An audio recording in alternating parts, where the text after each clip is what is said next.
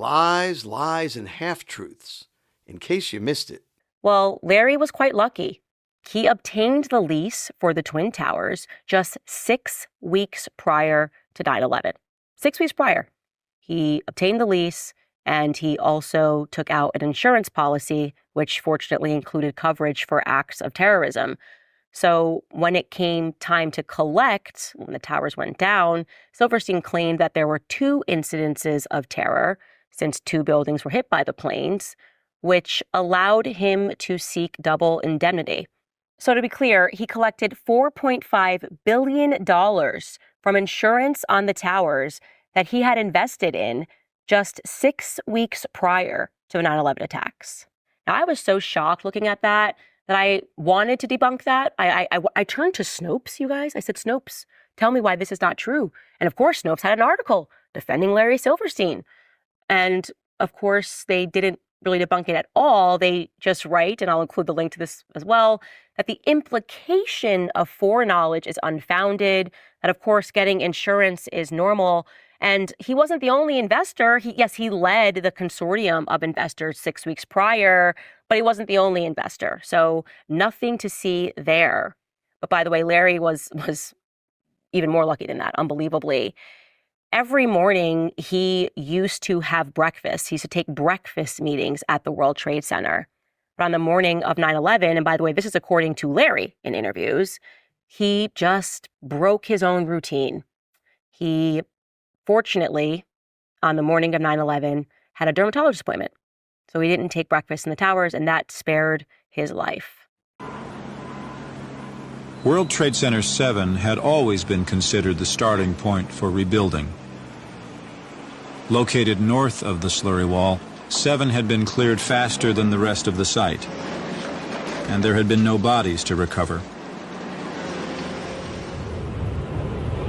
Pelted by debris when the North Tower collapsed, 7 burned until late afternoon, allowing occupants to evacuate to safety.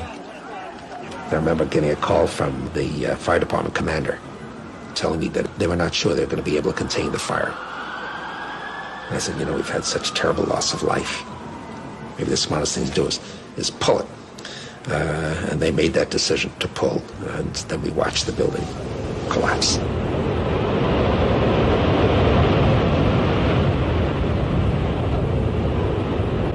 Hat tip to Candace Owens for keeping light on this particular rabbit hole. I'm not suggesting we're breaking new ground here. We've just experienced so many media events that are riddled with unanswered questions and inconsistencies. JFK, the moon landing, 9/11, Seth Rich's murder, Jeffrey Epstein's death, the manifests and guests of Jeffrey Epstein's island, January 6th. The list goes on and on and on. These narratives are plagued with half-truths, partial truths. There's no such thing as a partial truth. If it's not the whole story, it's not the truth. There is only one truth. The government and the media are continually telling you a story, just not the story. And as they pull back the curtain to the idea that we've been lied to on some of these issues, people are finally waking up en masse to the idea that we've been lied to about so many things. Tower 7 and Larry Silverstein's coincidences are just the tip of the iceberg.